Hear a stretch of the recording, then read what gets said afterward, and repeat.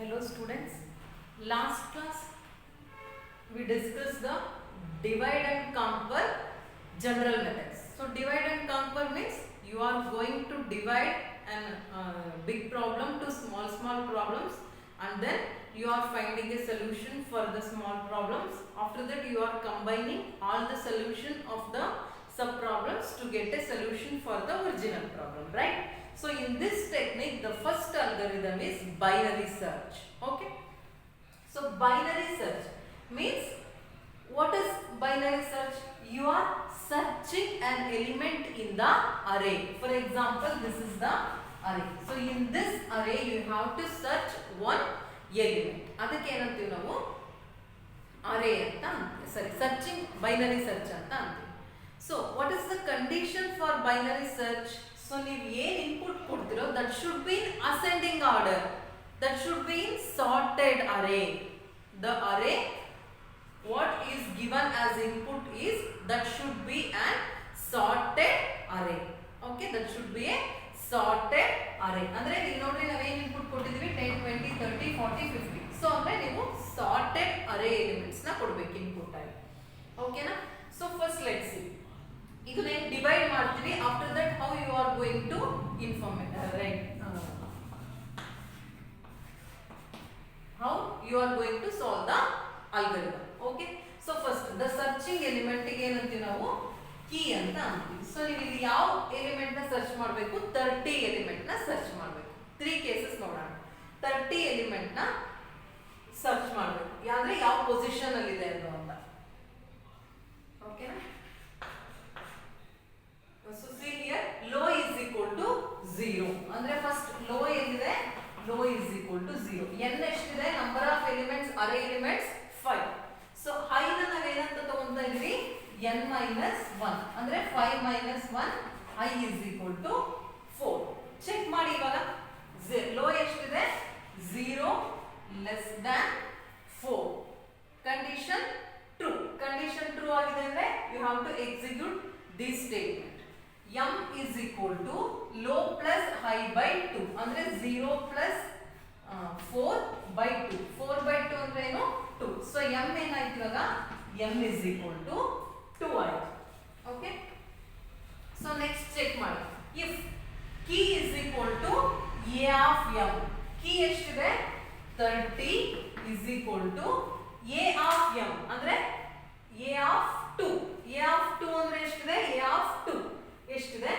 30. Okay, so it will return m ಅಂದ್ರೆ return ಆಗುತ್ತೆ. ಏನಂತ ರಿಟರ್ನ್ ಆಗುತ್ತೆ? 2. ಅಂದ್ರೆ in the second position the searching element is present ಅಂತ. ಓಕೆನಾ? ಈ ರೀತಿ ಇದು ಮಾಡ್ತೀವಿ by chance. Next our key element is 20. Okay, key element is 20. ಅವಾಗ ಏನ್ ಮಾಡ್ತೀರಾ? m is equal to 2 ನೇ. ಯಾಕಂದ್ರೆ so 0 plus 4 by 2 2. So key ಎಷ್ಟಿದೆ ಇವಾಗ? 20 is equal to a of m. a of m ಅಂದ್ರೆ m ಅಂದ್ರೆ ಎಷ್ಟಿದೆ? 2. a of 2 ಎಷ್ಟಿದೆ? 30. So condition fail. ಅವಾಗ ಏನಾಗುತ್ತೆ? ಇದು else ಗೆ ಬರುತ್ತೆ. else if key less than a of m check ಮಾಡಿ. ಕೀ ಎಷ್ಟಿದೆ? 20 less than a of m ಅಂದ್ರೆ a of 2 30. yes, it is less. Condition true. ಅವಾಗ ಏನಾಗುತ್ತೆ? high is equal to m minus 1. ಅಂದ್ರೆ high ಏನಾಗುತ್ತೆ? m ಎಷ್ಟಿದೆ? 2. 2 minus 1 high ಎಷ್ಟಾಯ್ತು? 1 ಆಯ್ತು. high ಎಷ್ಟಾಯ್ತು? 1 ಆಯ್ತು. ಓಕೆ, ನೆಕ್ಸ್ಟ್ ಇವಾಗ ಚೆಕ್ ಮಾಡಿ. So high is equal to m minus 1. So ಏನಾಗುತ್ತೆ? ಕಂಡೀಷನ್ ಇನ್ನು ಫೇಲ್ ಆಗಿಲ್ಲ ವೈಲ್ ಲೂಪ್ ಕ್ಲೋಸ್ ಆಗೋಕ್ಕೆ. ಸೊ ಇವಾಗ ಏನಿದೆ? ಲೋ ಎಷ್ಟಿದೆ? 0 ಲೆಸ್ ದನ್ ಹೈ ಎಷ್ಟಿದೆ? 1. Condition true. ಅವಾಗ ಏನಾಗುತ್ತೆ? ಇಲ್ಲಿಗೆ ಬರುತ್ತೆ. m is equal to low plus high by 2. 0 plus 1 by 2. 1 by 2 ಅಂದ್ರೆ 0.5. 0.5 ನ ನಾವೇನಂತ ತಗೊಂತೀವಿ? 1 ಅಂತ ತಗೊಂತೀವಿ. m is equal to 1. Okay, m is equal to 1. ಇವಾಗ ಚೆಕ್ ಮಾಡಿ. ಕೀ ಎಷ್ಟಿದೆ? 20 is equal to a of m. a of m ಅಂದ್ರೆ array of m 1. so 20. so it will return m. ಅಂದ್ರೆ at first position the searching element is present. Okay na? Understood? So next element is 40. So low ಎಷ್ಟಿರುತ್ತೆ 0 ನೇ, high ಎಷ್ಟಿರುತ್ತೆ 4. So ಇವಾಗ check ಮಾಡಿ 0 less than 4 condition true. So m is equal to low plus high 0 plus 4/2 ಏನಾಗುತ್ತೆ 2, 4/2 2, m is equal to 2. Check ಮಾಡಿ key element ಎಷ್ಟಿದೆ 40 is equal to a of m ಅಂದ್ರೆ a of 2 30. Condition true ನಾ? No, it will execute the else part. So key less than a of m ನೋಡಿ 30 less than no wrong. Again it will execute the else part. So ಇದು correct ಇದ್ರೆ i is equal to m minus 1 ಆಗುತ್ತೆ. But this is not correct. At that time it will execute the else part. Low is equal to m plus 1. ಅವಾಗ low ಏನಾಗುತ್ತೆ m plus 1 ಅಂದ್ರೆ 2 plus 1 3. ಓಕೆನಾ? ಇವಾಗ check ಮಾಡಿ 3 less than 4 condition true. So at that time it will calculate low plus high by 2.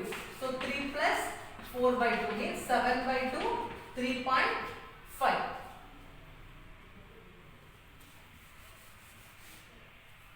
So 3.5 ನಾವು ಏನಂತ ತಗೋಣ 3 ಅಂತ ತಗೋಣ. m is equal to 3. Okay, so 3 m is equal to 3 ಆಗಿದೆ. If key is equal to a of m check ಮಾಡಿ. key ಎಷ್ಟಿದೆ 40.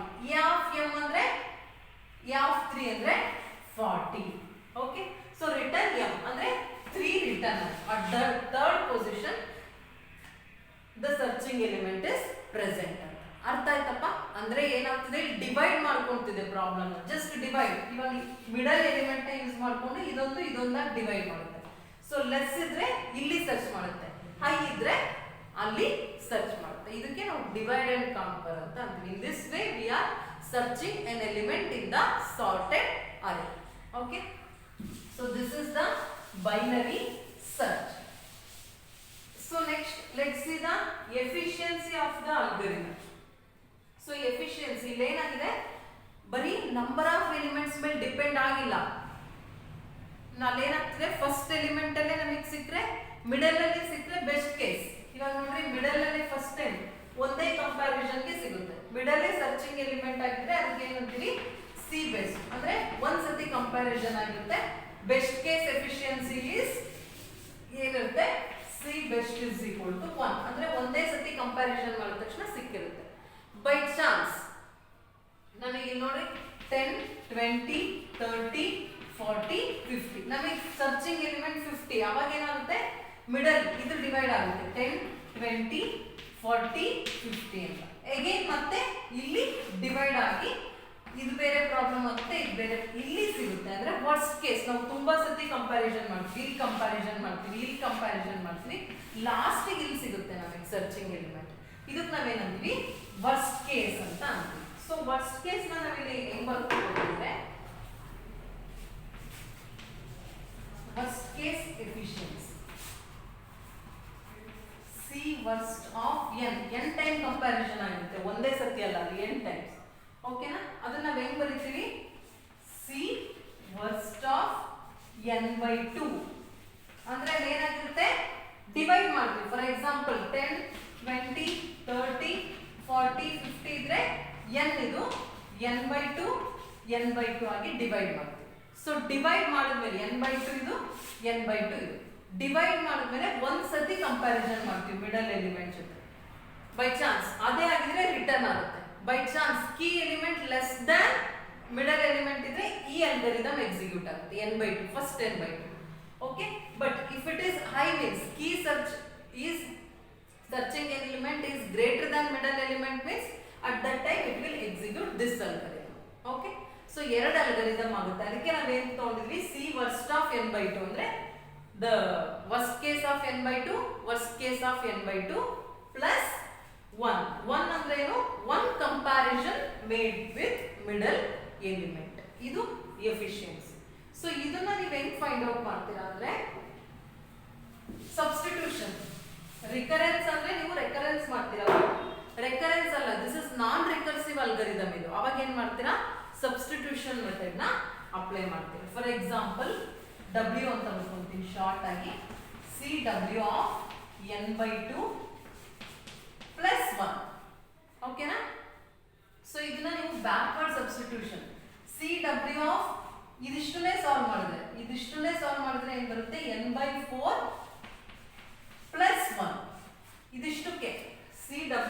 n/2 ನ ಮತ್ತೆ ಡಿವೈಡ್ ಮಾಡಿದ್ರೆ n/2 ನ ಏನು ಮಾಡಿದ್ರಾ n/4 ಮತ್ತೆ ಮಿಡಲ್ ಎಲಿಮೆಂಟ್ ಪ್ಲಸ್ 1. ಓಕೆನಾ? ಸೊ ನೆಕ್ಸ್ಟ್ ಪ್ರೀವಿಯಸ್ ಹಳೆದೊಂದು ಇತ್ತಲ್ಲ ಆ ಪ್ಲಸ್ 1 ನ ಬರುತ್ತೆ. ಅರ್ಥ ಆಗ್ತಾ ಇದೆಯಾ? ಓಕೆ.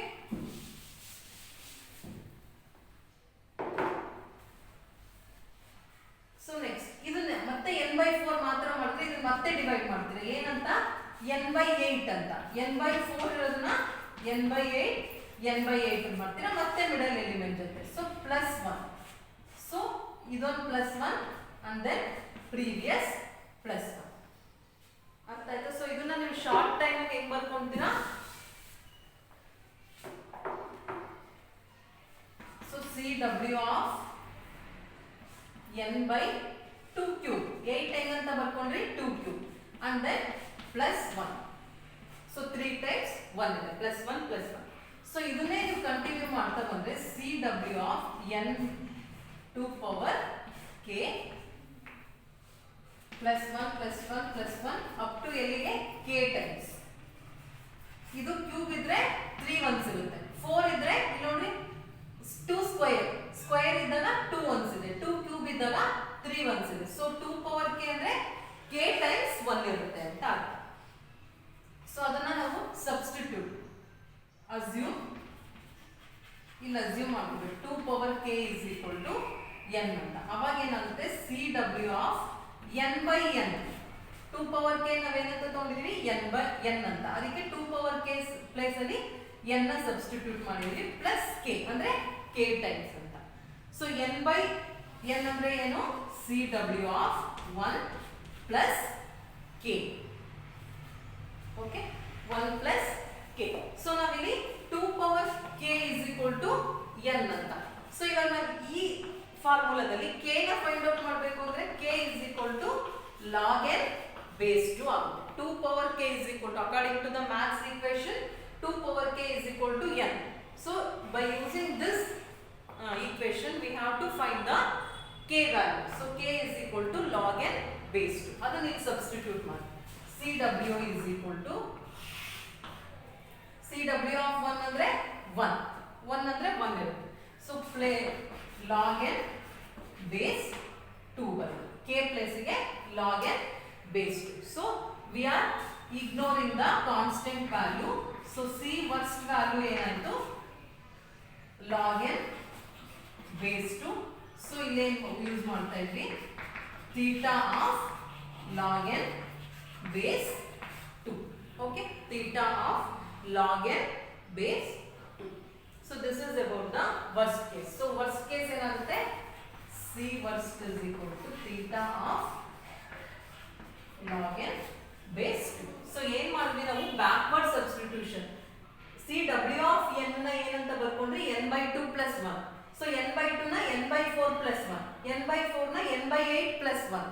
ಸೊ ಇಲ್ಲಿ 2 ಕ್ಯೂಬ್ ನ ಬರ್ಕೊಂಡ್ವಿ. ಸೊ ಅದೇ ರೀತಿ ಎಕ್ಸ್ಟೆಂಡ್ ಮಾಡ್ಕೊಂಡ್ರೆ 2 ಪವರ್ k plus k ಆಗುತ್ತೆ. ಸೊ ನಾವೇನು ತಗೊಂಡಿದೀವಿ ಇಲ್ಲಿ k 2 power k is equal to n ಅಂತ ತಗೊಂಡಿದೀವಿ. ಸೊ 2 ಪವರ್ k ಪ್ಲೇಸ್ ಗೆ n ತಗೊಂಡಿದೀವಿ. ಇಲ್ಲಿ ಅಪ್ ಟು k ವ್ಯಾಲ್ಯೂಸ್ ಇರುತ್ತಲ್ಲ k ಬರ್ಕೊಂಡಿದೀವಿ. So n/n means 1. So 2 power k is equal to n ಅಂದ್ರೆ k ವ್ಯಾಲ್ಯೂ ಏನಾಗುತ್ತೆ ಇದು 2 ಈ ಕಡೆ ಹೋದ್ರೆ log n base 2 ಆಗುತ್ತೆ ಅದರಿಂದ. ಓಕೆನಾ? So this is about the worst case efficiency.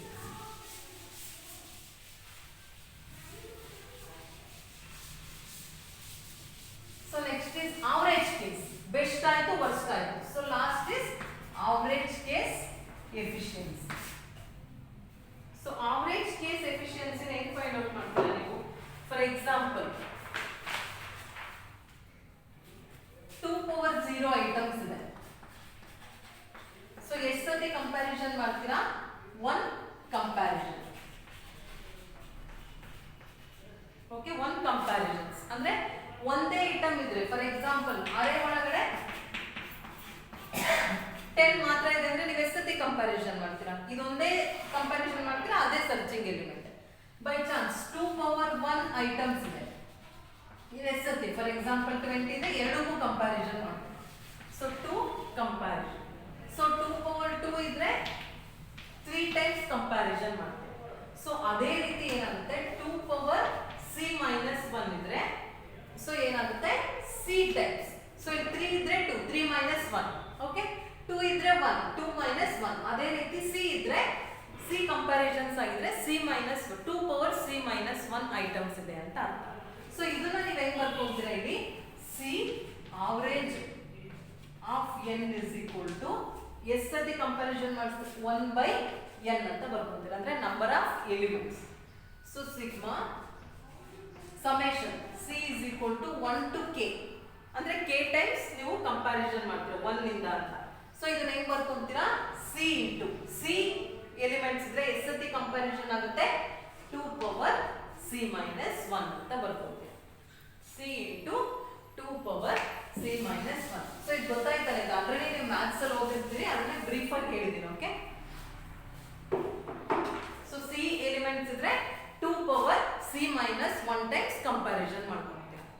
So ಇದಕ್ಕೆ ಏನ್ ಮಾಡ್ತಿದ್ರಾ, ಮಲ್ಟಿಪ್ಲೈಯಿಂಗ್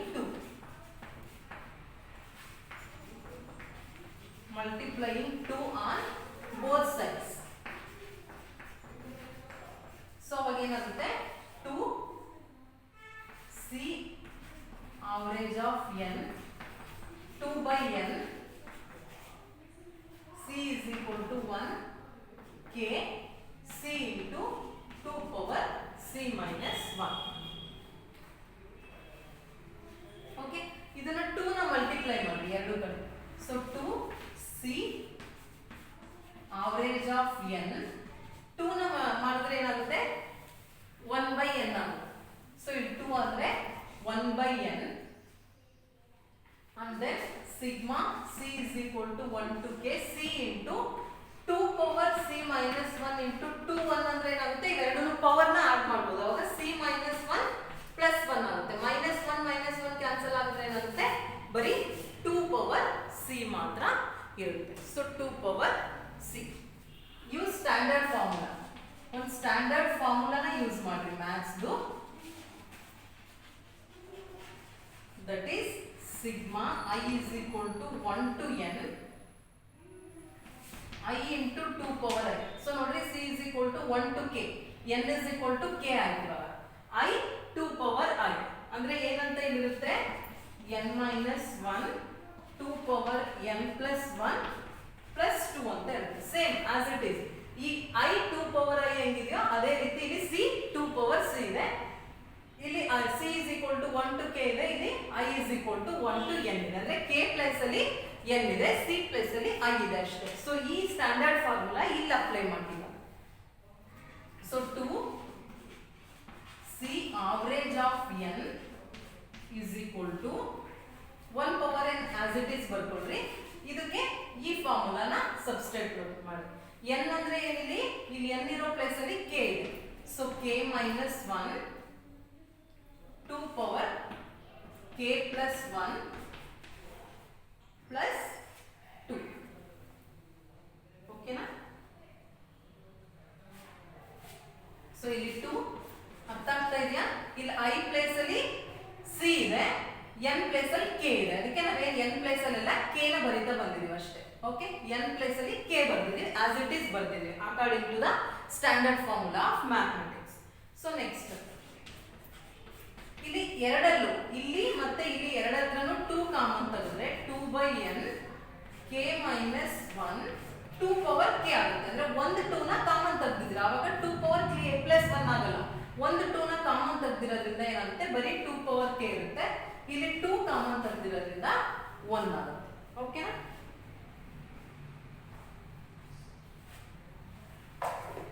ಸೊ ನೆಕ್ಸ್ಟ್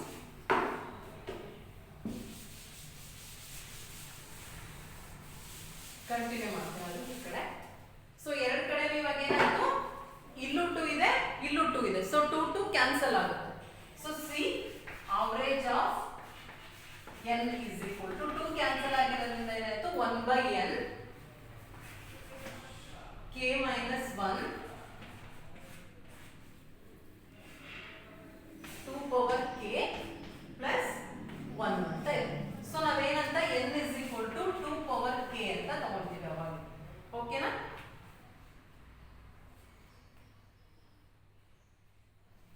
ಸೊ ಅವಾಗ ಏನಾಗುತ್ತೆ, 1/n k minus 1 2 power k place ಅಲ್ಲಿ ಏನು ಸಬ್ಸ್ಟಿಟ್ಯೂಟ್ ಮಾಡಿದ್ವಿ n ಪ್ಲಸ್ 1 ಅಂತ.